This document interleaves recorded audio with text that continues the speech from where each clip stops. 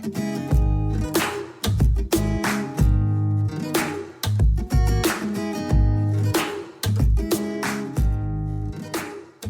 episode of Socially Democratic is presented to you by Dunn Street. Dunn Street's a modern campaign agency using data-driven grassroots organising to build winning campaigns and make the world a much better place. Whether you're in business, issue-based campaigns, or an organisation driving change in your community, Dunn Street develops strategies to overcome challenges by connecting people that share the same values as you and organises them to achieve common goals from the ground up. To find out how Dunn Street can partner with you in your next campaign, hit us up at dunstreet.com.au. Welcome to episode 10 of Socially Democratic. We are now in double figures. And this is, if this is the first time you've been listening, a centre-left, political and cultural and sometimes sporting podcast that will dive into the progressive issues of the day and the wonderful people leading them both home and abroad.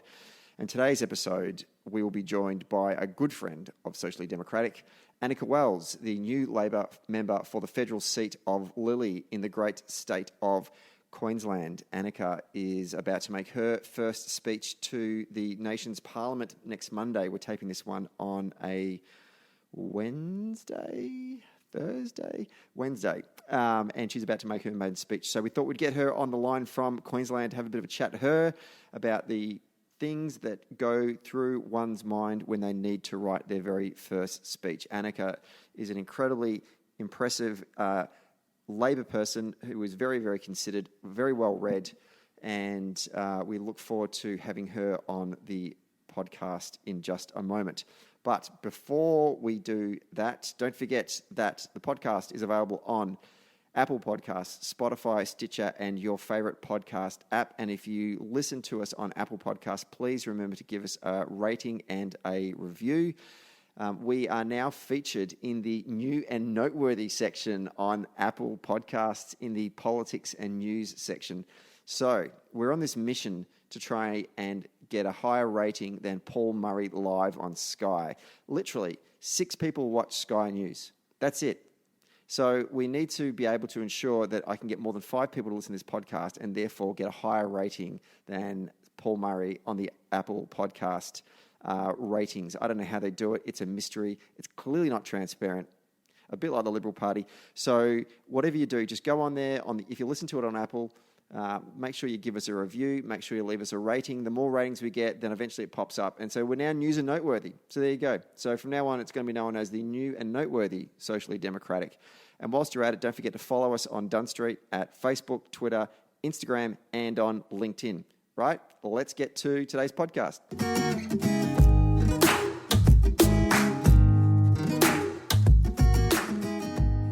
On the line now, an international call no less, from the self-proclaimed greatest country on earth, Queensland. The newly elected member for Lilley, Anika Wells, welcome to Socially Democratic.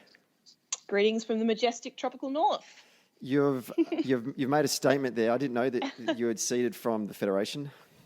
Yeah, and I suspect people didn't realise when they were electing me as the first new member for Lilley in 25 years that they were also electing for secession, but here we are. So feels good. Bit of background for the viewers at home there. You were doing some media in what I would like to refer to as O Week for the class of 2019, and a journalist asked you a question, and what happened from there? Well, it was actually there was a seminar in what I'm calling MP Kindy, but O Week we can run with, that was called Meet the Media, and the Department of Parliamentary Services were very cautious and said, now this is an optional session. If you're comfortable meeting the media, please assemble outside. I just want to say hello.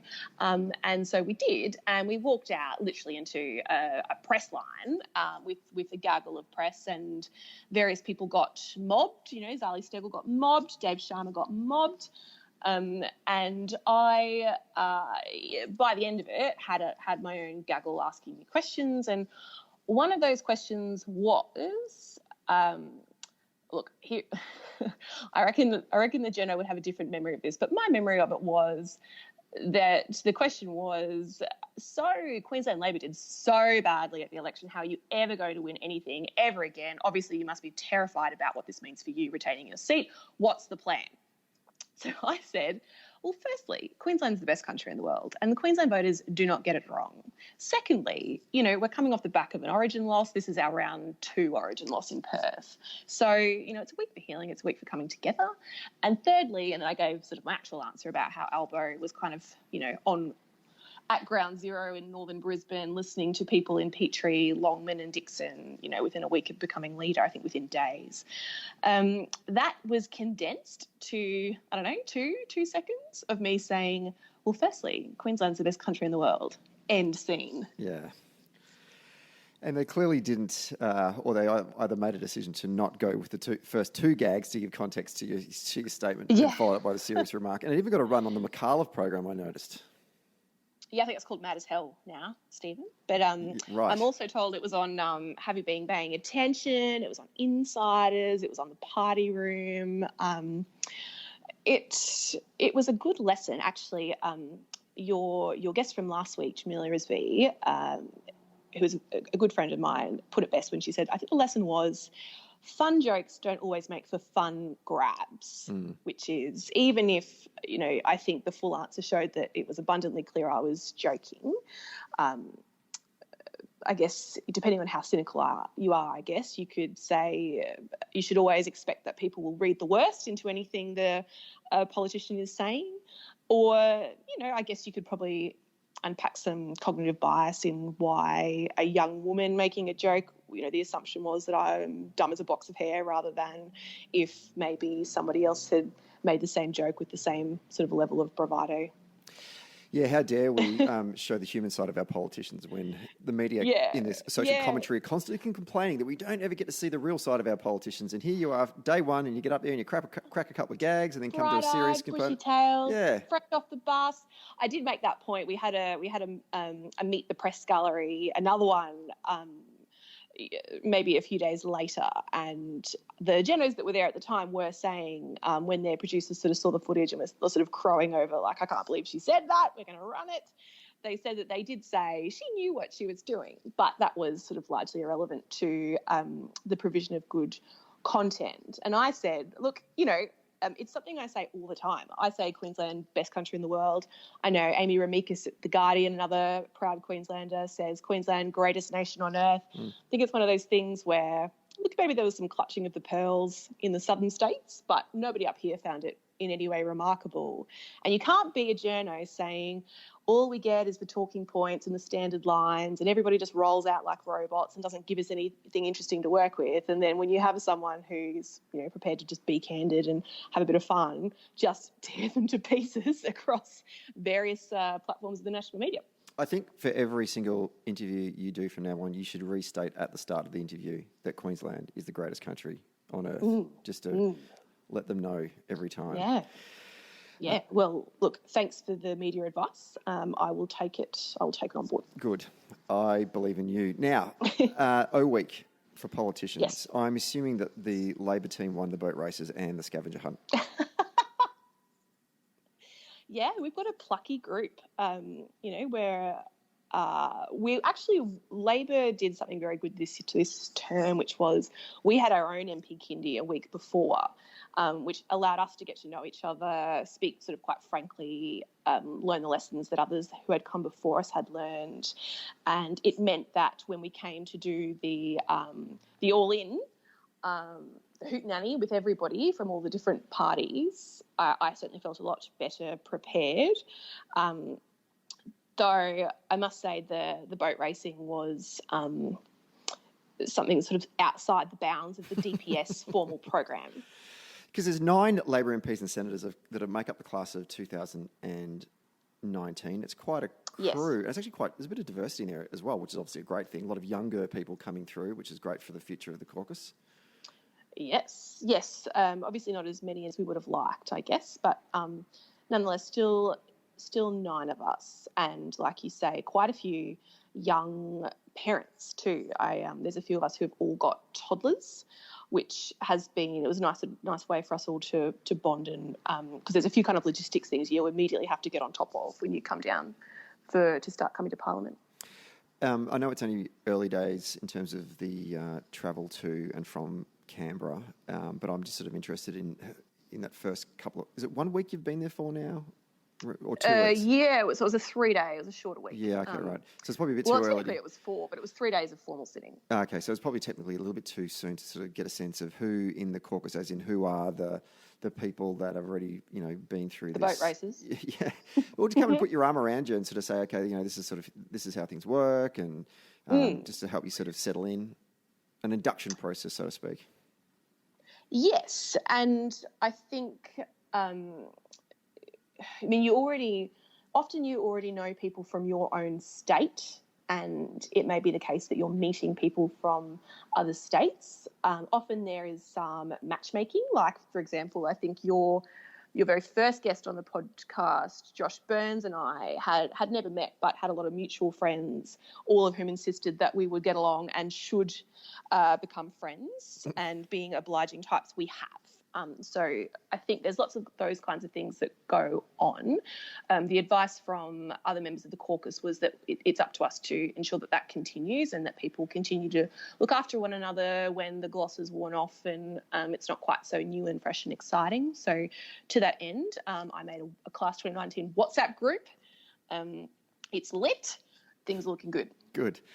Now, next Monday, you are going to deliver your first speech in the Parliament. Yes. And so you're going through this process right now of actually writing your first speech, which in itself is a kind of State of the Union for Anika Wells.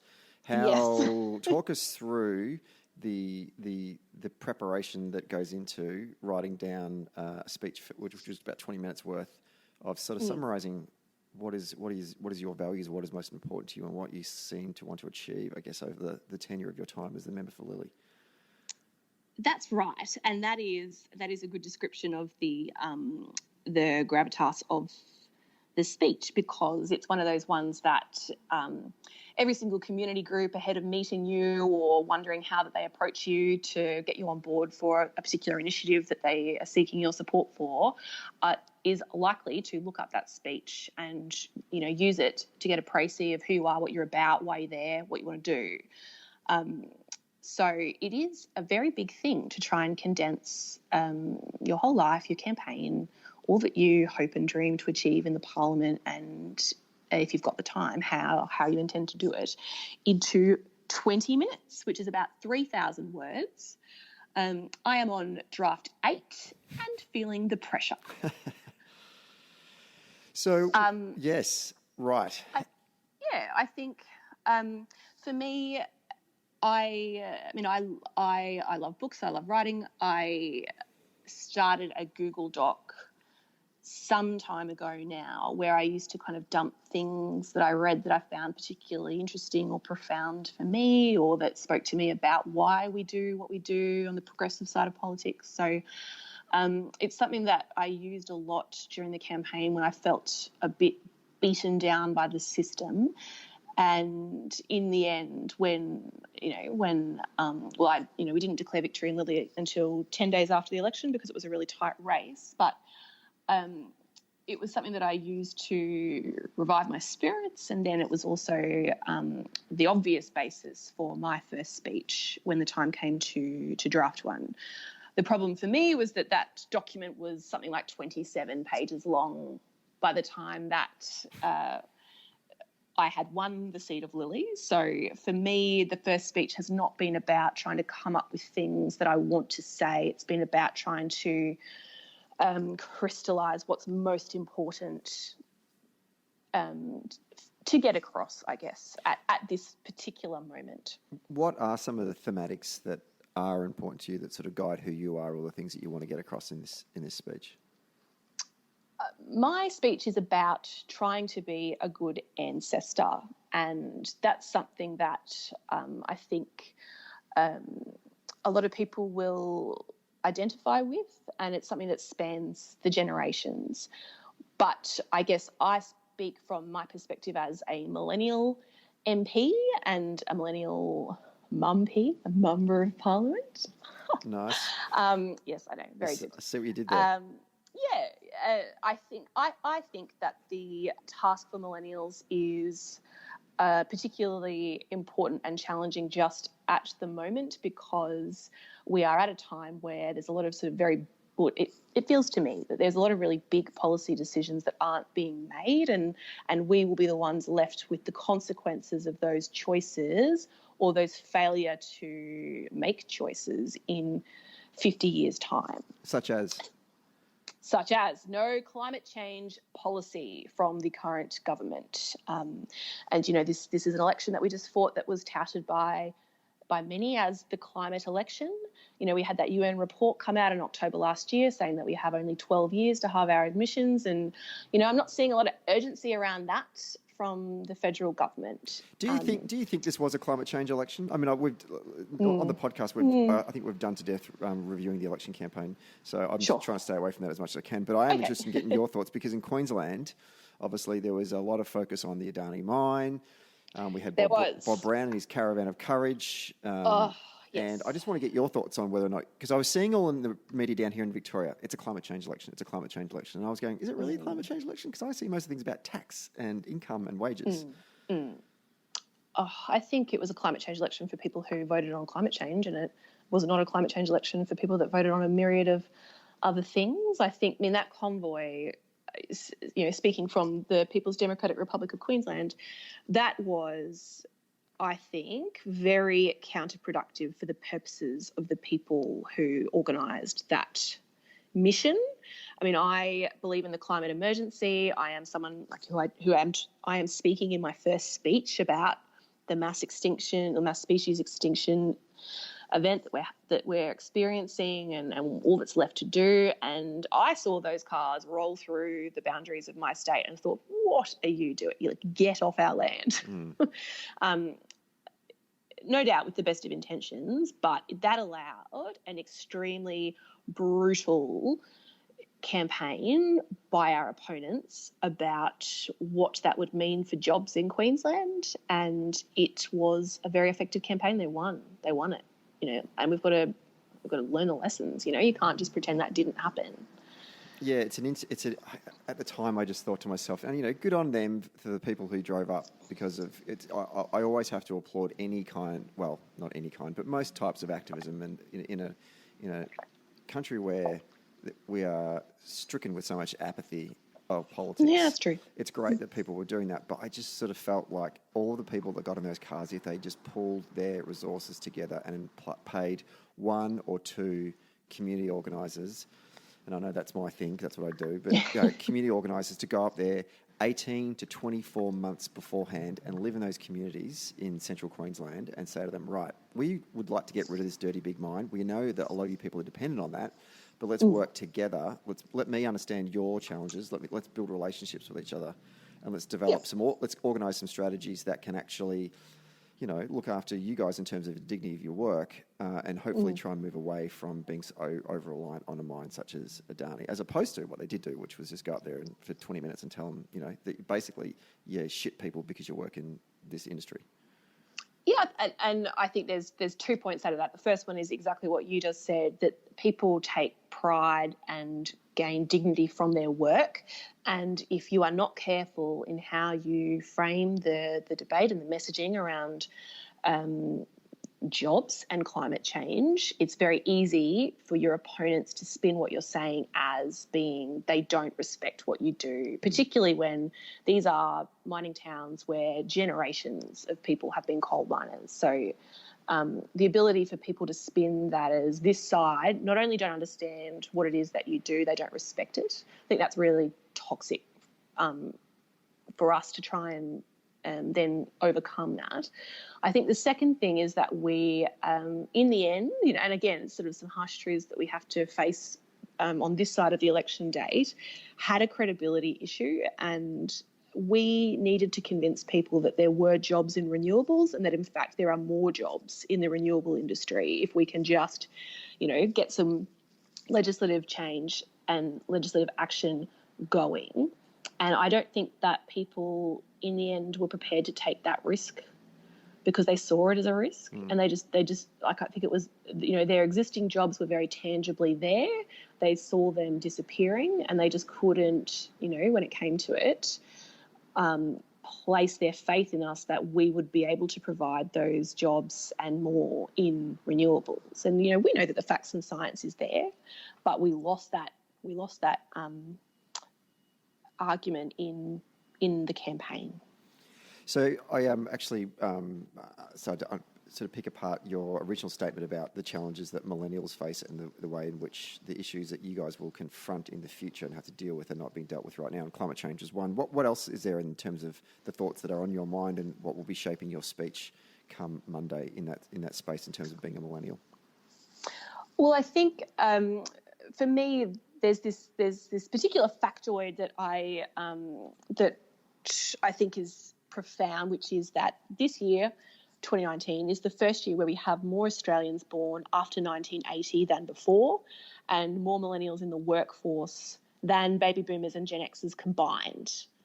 Yeah, that is huge. It's huge, and it's the first year it's happened. We're now more than 50+1 of both the population and the workforce, yet millennials will form just shy of 10% of this parliament. And I think when we talk about the need for diversity in parliament, which we cannot do enough, one of the things we don't consider that often is age diversity in the parliament, particularly when, our federal parliament is the most profound way that we can create lasting change in this country. It's interesting that you and Josh Burns, Dunn Street hosted an event for your campaigns early in the campaign, and you actually spoke about that right off the bat. That was the first thing you spoke about, and I thought that's interesting, because my thoughts have been for some time about younger people going into Parliament, and I use the example of Kate Ellis. When Kate Ellis was elected to the House of Reps, she was 26 years of age. And she was very keen not to be typecast as the youth MP in the chamber, as perhaps, say, former Australian Democrat Senator Natasha Stott-Spoyer was. Remember, Natasha really got branded with she's the young person because she was the youngest person to be ever elected to Parliament, and she used to wear Doc Martens and all that kind of stuff. And so she kind of got branded as this sort of young MP. And I feel that younger MPs elected to Parliament since then sort of have taken a similar approach to Kate in that they don't want to be seen as just representing young people, but representing their entire electorate. But in doing so, the point that you've just made is that we have, even though we have a very small representation of young people in the Parliament and it doesn't reflect our electorate, they're also reluctant to verbally say, I am here to represent the young people as well. But you're starting to flip the coin on that in some respect. Talk me through the thought process of that. Are you guarded about being framed as the young person's MP? Oh, you know what? I just think this matters more. I don't particularly worry about being branded as anything. I think this is just a very compelling and profound issue for Australia and for now more than 50% of Australians. And if people like me don't step up and talk about it, then who is going to? It didn't come from I have a 50.65% margin. I need to represent everybody in Lilley. But I think, this isn't generational warfare. I can speak about these things and make sure that they're in the public debate, whilst also acknowledging that previous generations have done a lot to make life easier for millennials. They knocked out smallpox and diphtheria, for example. Thank you very much. And previous generations have created, an ease of living that we as millennials get full benefit from, like being able to do all our banking on our smartphone. All these things have come before us. And honestly, like when we talk about policies like negative gearing, I heard more from people who I guess are from the baby boomer generation during the campaign, because they are people who bought their houses 30 years ago and genuinely worry that their children will never be able to do the same. So it's something that unites generations. I think everybody, well, nearly everybody, I'd like to think everybody wants to be a good ancestor. And I think, we have in Australia, I think, a covenant of trust that each generation will be better off than the last. And I don't want my generation to be the first not to enjoy that. But I also think older generations don't want to be the ones to cause that. Let's talk about gender for a moment. We had, you mentioned before, Jamila Rizvi. She was on the show last week, and she was talking about the observations that she's made about our federal parliament, in that it can be quite toxic and aggressively masculine in terms of the culture of the parliament. In the early days of your parliamentary career, how have you noticed the behaviour of your fellow MPs on both sides of the aisle? The funny thing, they did warn us about that, about question time. They said, wait till your first question time. It's so fiery and hostile. And our very excellent whip kind of, when we all sat down waiting for the first question time to start on the Thursday of that first week, kind of went and checked in with each of the fresh men and women and said, now just remember, you cannot interject this question time, because the risk is if you interject, that will be counted as your first speech, and you do not want your first speech, when people Google Parliament House website to see what your first speech was, to say, and so's your mum. So just be quiet for this question time until you have given your first speech. And I remember thinking, excuse me, I'm a model of restraint and I have decorum and I will be able to contain myself. Thank you. Thank you for the heads up. And turns out I found it very difficult not to interject in question time, because it is a real kind of coliseum of debate. And I'm very glad that I'm giving my first speech on Monday, so that I will be silent no longer. I'm in a particularly visible seat as well. So I sit, less than 4 metres from whoever's at the dispatch box on the government side. And, there's this particular issue with an intersection called Linkfield Road, which is sort of on the boundary of Petrie and Dixon, which Labor committed $100 million to fixing during the election, in the very late stages of the election, in the pouring rain.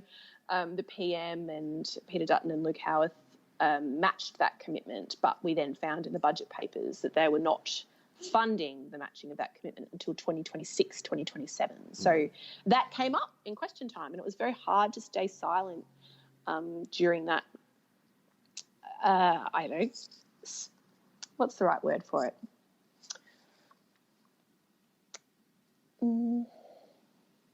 Skirmish? I don't know. Maybe skirmish. So I think Jamila is right. It is sort of hostile. Not everybody likes confrontation. We need to have parliamentarians who can build consensus. We need to have people with different personality types and different approaches to working together. I guess the parliament, in my one question time as it stands, discourages a lot of people, because that's what happens. And I think the other thing we got warned about actually was at the gym. There's lots of sort of older conservative gentlemen who dominate the spaces at the gym, and we got a bit of a pep talk from some of the women on our side saying, you've got to own this space, you have every right to work out in the gym, and they don't just get to dominate the favoured work spots and play Sky and lock you out. So, in both the highest and most everyday elements of Parliament House, there is still work to be done. So, Anika, I just want to ask you a question about being a woman in the Parliament. Talk to me about the things that have inspired you as not just a Labor person and shaped your values, but also as a feminist. And what do you think you can do as a young woman and a young mother and a young member for Lilley as you begin your political journey? Well, I had a couple of things happen to me in a couple of months that changed the course of my life, and that was when I was pregnant with my first child. I was diagnosed with a serious autoimmune disease, and it meant overnight I went from being a very healthy person to someone completely dependent upon the PBS and our hospital system. And with Celeste on board, a lot of the good drugs weren't available either. It's a very sort of primitive experience when you're pregnant. You're not allowed to do anything beyond kind of sniff smelling salts, basically. And then she ended up arriving, and she was born a girl 3 weeks early and underweight. And I had this very transformative moment in my hospital bed, holding her in one arm and with the IV in my other arm, watching the women's marches that had happened a couple of days earlier after the inauguration of President Donald Trump. And I saw these women marching and being interviewed, and for a lot of them, it was their very first political action. And for some of them, they were doing it almost as an act of atonement, that they had just always presumed that that Donald Trump would lose and that Hillary Clinton would win and that the Democrats would win and that our society would continue to progress. And I sort of say it's like they just assumed that, like Martin Luther King says and Theodore Parker said before him, the moral arc of the universe is long, but it will always bend towards justice. And I guess in that moment, it felt like that wasn't the case, or that we couldn't take that for granted. And for me, that was a real lightning bolt moment that, falling pregnant, having a baby girl, one of the very first born into the Trump era, what would be left for her in 18 years when she came of age to vote, and again, suddenly having a moderately aggressive autoimmune disease myself, I just felt like I'd been taking all kinds of things for granted, and I resolved I wouldn't do that anymore. It was such a devastating election result, the US presidential election, and devastating even for someone such as you and I who are Australians, or even members of that nation. I was over there with a group of friends and my partner at the time. We made calls, we knocked doors for Hillary, and I remember walking around Manhattan the day after the election with my partner, and she was distraught. This was a blow not just for those of righteous and good on the progressive side of American politics, but really, as she explained to me, this is a blow for women. Oh yeah, and I was homesick on the day of the election with this disease, and I remember I fell asleep, and when I woke up, it felt like the world had changed. I think she'd lost Florida or Pennsylvania, one of those key states, and when I'd been falling asleep, she was on track to win. Everything was in order. And when I woke up, it was going to be President Donald Trump. And I just felt horrified by that. And I know many other people did too. And we know now that sort of spanned or perhaps sparred is a better word. We know now that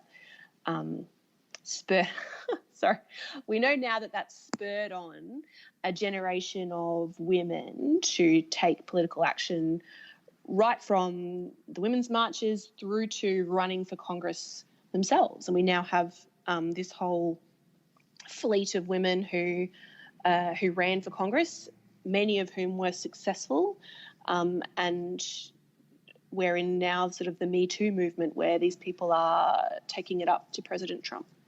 Quick question, Anika. Will you be wearing white when you make your first speech in the Parliament? Great question. I am wearing a white dress in honour of the suffragettes who came before me, and in solidarity with the Democratic congresswomen who wore white to President Trump's State of the Union. I'm reading a book at the moment. It's rare that I read, so we should celebrate that. I'm reading a book at the moment called The Destruction of Hillary Clinton by Susan Bordeaux.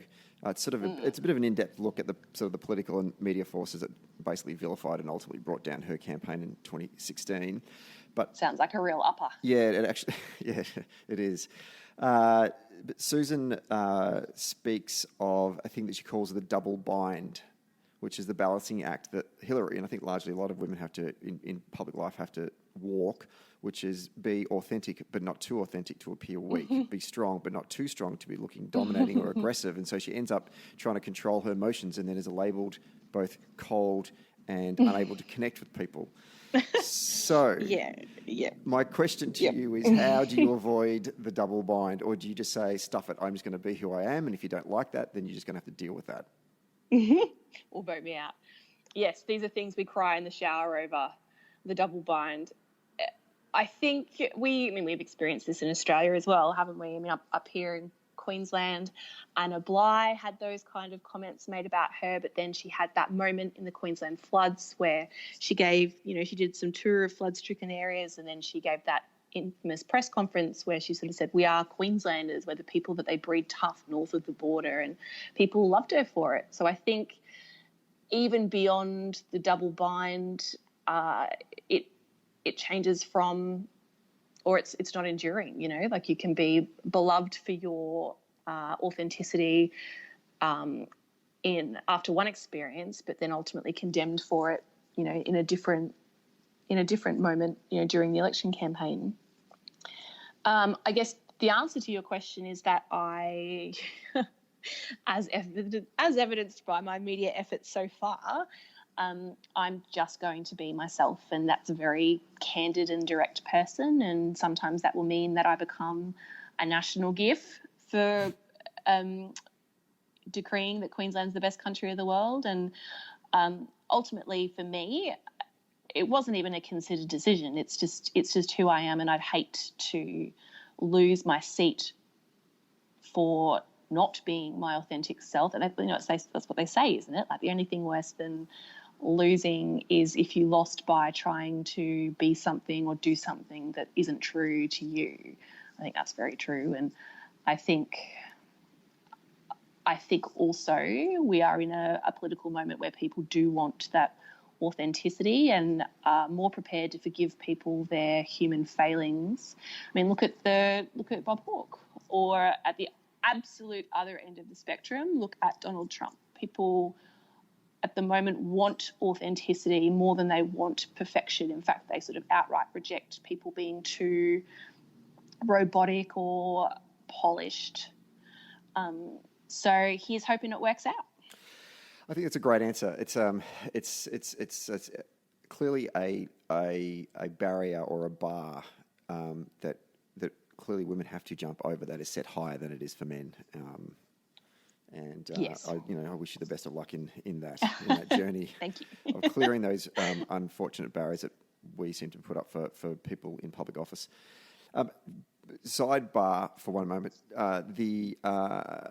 When we were over in the States, we were door knocking in Wake Forest in North Carolina, and when we went into the local field office for Hillary's campaign, there was a young woman there with a video camera and all the equipment. And obviously, 5 Australians walk in and say, "G'day, how you going? We just want to, can we get some walk packs? We're going to go knock some doors for you." And they're like, "Oh, right, you've come from Australia. Okay, no worries." And the young woman with the video camera said, "Can I come with you guys? I worked for the Hillary campaign itself, the central campaign." And we went, "Yeah, sure." She goes, "You're happy for me to film?" I said, "Yeah, go for it." She was just basically getting film content for the campaign itself. So whilst we were driving around with her and going and knocking on doors, and she was jumping out and sort of walking behind us and just getting some stock footage, we were sort of having a bit of a chat to her. Her job actually has always been in the campaign was to film Hillary. But Hillary was doing debate prep at that time, and so therefore wasn't needed. So they sent her out into the local battleground states to get sort of just stock footage of volunteers and stuff for sort of the final week of the campaign. Anyway, we asked her, "What is Hillary like? I mean, how often do you see her?" And she said, "I see her all the time. I film her like every day." And she said that she is, even though she said, "Look, she's a bit of a dag because there's a generational gap between me." She said, "I've just recently graduated from college. I'm 23, 24 years of age." But she's incredibly warm and endearing, and just has time for everyone on the campaign, and actually makes people feel valued, and spends time to get to know everyone. And so everyone who's worked on the campaign that got to know Hillary said that they would walk through a glass window for her, or over 1,000 miles of hot coals. So. That was interesting, just to sort of get a bit of an insight from someone who actually had worked for her during the campaign. It's just interesting that reminds me of Julia Gillard too, where people who were close to her unanimously speak of her warmth and humour and sincerity and vivaciousness, and yet she was criticised on the campaign and as PM for a detachment. It's not an easy solve, the double bind, but we've just got to keep getting people up there to push through it.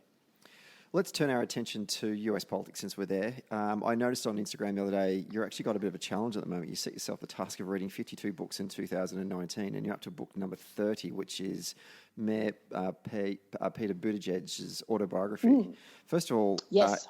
give us the background to wanting to set a task of reading 52 books in 2019. What's inspired you to do that? Oh, just thought it was a quiet year. Always good to challenge yourself. I always set myself challenges, so I've got a few others on the burner. I'm trying to do. I set myself 2 long distance runs. I might push that to 3 because I'm going to knock off my second one in a couple of weeks. Wanted to do 52 books a year, essentially, averaging out to 1 a week, because I don't know. I have a very busy life, but I worry when I feel like I'm not learning, and books are both a great way to learn and a great way to switch off. I also try and do it in paper copies, 1, to support the author, and 2, because, I don't know, I just find I jump around if I'm on a Kindle or a tablet, so I sort of jump in and out of apps, whereas the paper book sort of forces you just to bury yourself in whatever that is. So, yeah, it just so happened, I promise I did not doctor this, it just so happened that on 1 July, I was up to Mayor Pete's book and in my office for the first time in Parliament House. So it worked out, if I had a media advisor, I'm sure they would have been very pleased with me, but that was legit. And how have you, reading his autobiography, what are your thoughts on him? He's an interesting character and an interesting candidate in this very wide, huge, varied field of candidates seeking the Democratic nomination. Yes, and I will fess up. I was a very early passenger on the Kamala Harris train, to the extent that I have the shirt, and I think you're locked in. You're all there. Sorry, I said you're locked in. Then you're all there. You got the swag. Yeah. You can't turn back. Yeah, I'm merched up. I merched up early for Kamala, and there is when 60 Minutes comes for me, there is evidence of this I did a ride your bike to school event during maybe earlier this year during the campaign run up, and I'm in my Kamala shirt, riding the Virginia State School kids to school. Nice. I think she might have even launched in January, maybe first week of February, something like that, which really cemented it for me. The speech that she gave when she launched her bid for president, I found very compelling. And I remain a big Kamala fan. I've read her book too. But I don't know, there's just something about Mayor Pete. I think as a millennial and now as a millennial MP, I just take so much from what he has to say. I think, I identify with a lot of what he says, and I think he has a really great unifying way of delivering that message. And that's a tricky thing, like we sort of even spoke about this a bit earlier. Sometimes when I talk about millennial issues, even if it's on Twitter, the comments are, well, what about Gen X, or what about, old people have more experience? Are you saying that you don't respect experience? Like it can be a bit polarizing, but he has a way of doing it in a really unifying way. And I think he's doing really well. Like he's up to, I think there was that New Hampshire poll that they've done quite recently, and I think he acquitted himself really well in the debate. And I don't know. I think ultimately, as someone on the progressive side of the fence, I just want us to pick the candidate who will be most likely to win, because we can always do more in government than outside of government. But, yeah, as to who that is, I don't think it's yet clear. What do you reckon? Look, I was actually really impressed with him in the debate. I mean, I've been keeping an eye on a whole bunch of them over the course of the last couple of months, and the debates, certainly the first debates, are always an interesting tell to see how they react to each other. And I found that, given his age, he was on the first night of the debates, and it could be argued that he was the only adult in the room. His answers were very calm and considered. He made sense. He was very poised. He didn't need to yell or raise his voice. He didn't need to feel the need to, he very rarely raised his hand. A lot of the candidates who were just screaming for airtime, Bernie included, were constantly raising their hands to try and get the attention of the adjudicators to say something. I think Bernie's certainly, and I said this to someone on either the podcast or maybe privately, I can never remember when I do this, but I did say that I thought that Bernie was struggling with having to share the stage with another 10 other candidates, which was fundamentally different to what it was like 4 years ago when essentially it was himself and Hillary. And also having all of those candidates basically have similar views to him on a whole bunch of policy positions, which must be also infuriating him and doing it in his grumpy Brooklyn accent.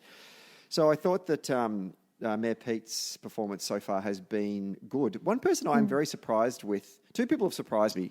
Kamala Harris has surprised me that she has, in a very, very crowded field, done well in the polls and in the media response and really exerted her authority in the second night of the debate. Yes, she did. She did. In a field where it is competitive for women as well, because obviously we have Elizabeth Warren, we have Kirsten Gillibrand. Yes. She's not the lone woman voice in this, and Warren's been out there for a while now. Yes. And I think that if I was Warren, I'd be looking at Harris going, you're going to eat into my vote, and that you're someone who I need to see as a real threat to my candidacy. So she surprised me in her ability to really get to centre stage. The one that has, and I want to get your thoughts on that, the other one who surprised me that isn't doing very well is Cory Booker. I just don't understand that. Every time I listen to him, I go, you're making complete sense. But he's... And that drumbeat campaign video that he launched, brilliant. Yeah.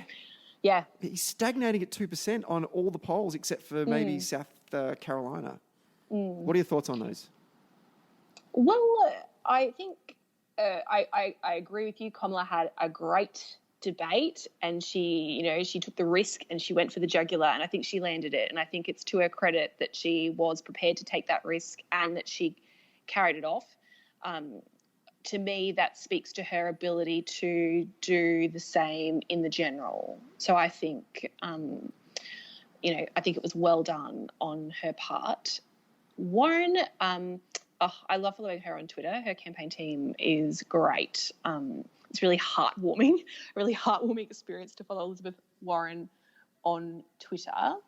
I think I read this interesting article a couple of days ago about the differences between Bernie and Warren, and how they actually have, like you say, very similar policy platforms and big policy platforms, but they take in very different bases, which is interesting. And, you probably have a whole podcast in why that is and what that means. But I think you're right in that both Elizabeth Warren and Kamala Harris would be attracting that kind of postgraduate, gentrified and women groups of voters within the Democratic primary race. And then obviously Kamala has the advantage of California, which is being brought forward as well. And women... It's tough. I hate that I think this is true, but I do think that Elizabeth has some very tricky obstacles to overcome just because of her, there's just a couple of characteristics of her that are similar to Hillary. And I hate that makes things tougher for her, but I do think that it does make things tougher for her. Interesting fact that of the 5 different groups that sort of make up the Democratic voting bloc in the primaries, apart from the millennials, interestingly enough, women are the biggest subgroup of all of those groupings. So the establishment women are the biggest group within Democratic establishment. The left women are the biggest group within the Democratic establishment, and there's 2 others which I can't remember at the moment, but we talked about it in another podcast a couple of weeks ago, so you go back and listen. But yes, so women are definitely going to define the outcome of this presidential primary. So that is something very much to watch, and watching how Harris and Warren negotiate that obstacle will be intriguing as we progress through this very, very long campaign season. And like you say, which way the millennials break too, because they've got, for the first time, well, not for the first time, I'm sure Andrew Yang, would put himself out there, but an explicitly millennial candidate to vote for in Pete Buttigieg. But, millennials don't vote on the basis of being millennial alone. They vote for many other reasons. Fun fact, Stephen, did you know that Wall Street Journal reckons 4 out of 5 millennials have never eaten a Big Mac? I would not believe that. What does that say about, we sort of make these assumptions about types of voters and their demographics and where they come from. And, like even out of this election, there's this discussion about the Red Rooster line. You know, I just read that the other day and thought, well, there you go. Wall Street Journal said it. Must be true. Explain the Red Rooster line. Oh, I've not heard this. I thought you didn't want to unpack the election campaign. There is this theory. That you can analyse and take lessons from how people voted based around the Red Rooster line in cities. So, you know, kind of gentrified areas where voters are more likely to have high levels of education and perhaps have been highly engaged in the campaign, voted progressively, whether that is for Labor or Greens, and then beyond the Red Rooster line, or where, you know, the Red Rooster outlets start to pop up along the main roads and highways out of the CBD, where people are less likely to be engaged in the day-to-day of politics or more likely to be disenfranchised from their political system, voted for the coalition in the end, in the last 10 or so days of the campaign. I do, now that you've said that to me, I think I do. I think I saw that very, very quickly on Twitter when I was just flicking with my thumb up, and I think I probably, like we all do, I gave that my attention span for maybe 1.3 seconds and then moved on. When I worked at Blockbuster Video, when I put myself through uni, I ate Red Rooster every night. What does that say about me? Anyway. Well, maybe it dispels the theory. I don't know. I don't think anyone's got one salient theory on why Labor lost just yet. No, but they're sure as hell going to share it on Twitter, that's for sure. Before we wrap up, I've got a couple of other questions. I've done a bit of research. Because you don't have a first speech, I can't just do the basic cheat, which is just read someone's first speech and then frame your questions around that. Stay tuned. Yeah, indeed. And we'll have to give that a plug in a moment. But I hear that you are a very organised person, to the point that someone had said to me that you take organised fun to a whole new level. And they'd made remarks about Australia Day parties that required attendees to complete bureaucratic bets on the potential winners and subcategory winners for the Triple J Hottest 100. That you'd organised an amazing race on a Sunday in Canberra with all of your ALP staffer mates back in the days when you were a staffer, and it was quite an ordeal, and the rules were very, very complex. So, discuss. Well, first of all, I think there were 4 legs to the amazing race, the Canberra being one of them. Another one was Yamba, New South Wales, Stanthorpe, out in the Granite Belt of the majestic state of Queensland. Finn and I have run an Australia Day party. I think it goes back 10 years, must be 10 years now. My friend, to bastardise that 30 Rock quote, ain't no party like an A-dubs party, because an A-dubs party is mandatory. Very good. I'm just, just an organised human being, and I don't think that the things that I have set out to achieve would have been possible if I wasn't. And some people will get up on the bandwagon and some people will vote coalition. What can I say? Can you promise me that your campaign call flute for the 2021 or 2022 re-election campaign for Anika Wells says, Anika Wells, I'm just a organised human being? Well, my pitch for the next campaign call flute is actually Yes, We Canica, which was brutally shot down by my campaign manager for this round. So I will feed that into the mixer and see how we go. It's funny that you can portray my leisure pursuits like that, because I feel like my life is such a hustle. And, I narrowly avert disaster at every moment. But it's an organised hustle, Anika. Yeah, that's true. That is true. And if you don't believe us, for those of you who are listening to the podcast, you need to go check out Anika's Instagram account, because it's excellent. It's the bestest of Instagram accounts. What is your handle for Instagram so people can go check it out? Oh, I think it's still Wells for Lilley, 4 being a number and Lilley being Lilley, because we can't convince Instagram that I got elected and became an MP. If anyone out there belongs to Instagram, please give us a hoy at the office and help me resolve that. But on that point, on Twitter and on Instagram, I do try to be honest. I don't think there's any merit in acting like these things are possible without effort or hustle, or that they are, anything but imperfect. And, I think, I'm trying to think of the most recent example, but like my car broke down literally on my first morning as the MP. I was declared on the Friday. I had to go to a citizenship ceremony on the Saturday morning. I'd started the day with a mobile office in Tagum. I was driving to the citizenship ceremony in Banyo. My car broke down about a K out, and I had to call, and it was in a bus zone, so I had to call a staffer to man the car and then hightail it to the citizenship ceremony, because of all the events as an MP that you could be late for, citizenship ceremonies are not one of them. They are quite rigorous and formal in order for these people to become citizens of the country. So I always try to document those things so that people understand what it's really like, rather than, on Instagram. It's great.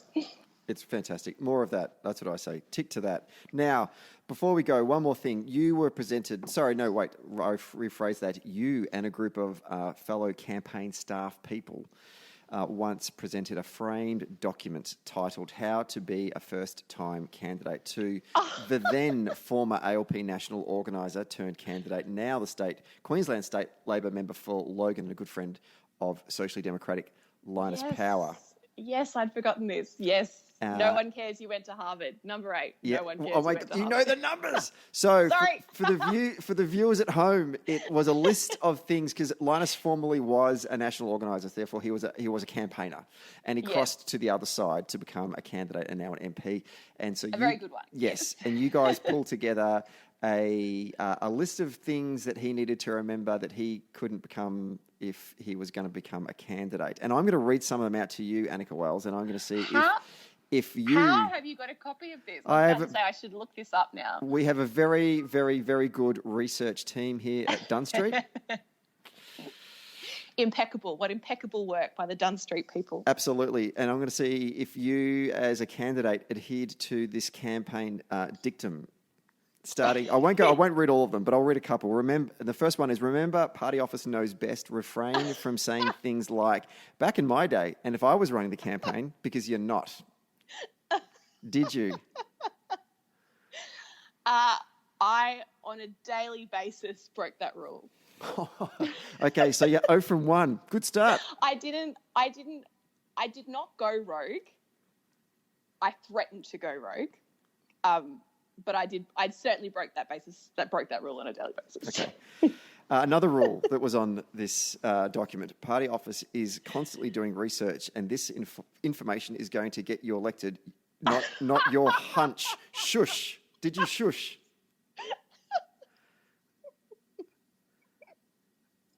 Sorry, go on. Oh, I take that as a 0 as well, so you're 0 from 2.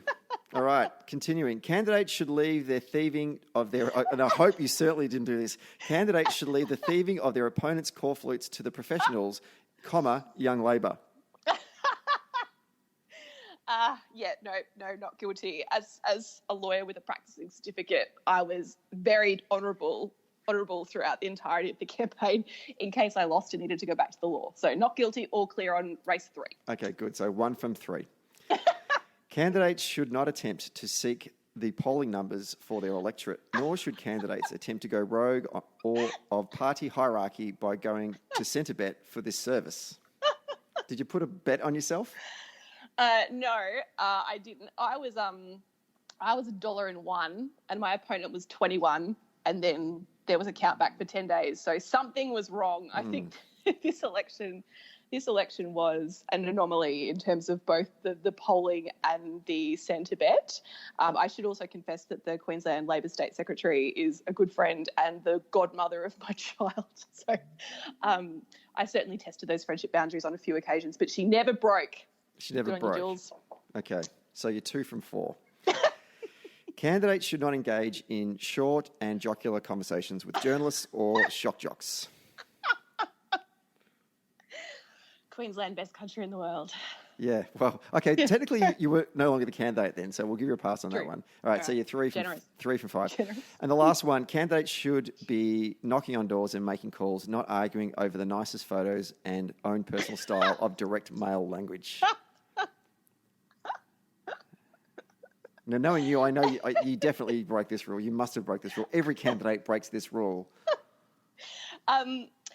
Well, in my defence, we door knocked or dialed more than 36,000 homes and had 10,000 conversations. So I certainly did do that. Doesn't give you the right, though, to stick your nose into the direct mail narrative, though, does it? It is possible that others may assert that I had views on those particular items that you mentioned. Okay. So I couldn't possibly comment further. Okay. You're going to plead the fifth. So you're basically 3 from 6. Yep. So that's a pass. We talked about this a lot on the campaign because I ran Wayne Swan's campaign the election before, and I tried to bring as many people from that team through with me for this campaign. So we had sort of, nearly 6 years together by that point. And I sort of constantly talked about my descent into candidate monster. It's a thing too. It is definitely a thing. It is. Okay. It's real, and I'm sorry. I'm sorry, Linus. I'm sorry, Jules. I'm sorry, everyone. Yeah, okay. Well, maybe I'll get them on the podcast in the future and we'll see if they take that apology. Anika Wells, thank you very much for your time today, for coming on Socially Democratic. It has been a great experience. You're an incredibly talented young politician. We wish you the best of luck. Just keep being yourself and you will do great things for both the Labor Party and for your community up in the nation of Queensland. The majestic tropical north, I thank you for your support as ever. This was a pleasure. I would recommend to others. 5 out of 5 would come back. Oh, also, you should plug your speech. If people want to watch your speech, your first speech in the nation's capital, what time do you think you'll be standing up and doing that on Monday? If you would like to watch, you actually can do the double header because previous guest on the podcast, Josh Burns, is up immediately before me. So we are up Monday, the 22nd of July. That's this coming Monday.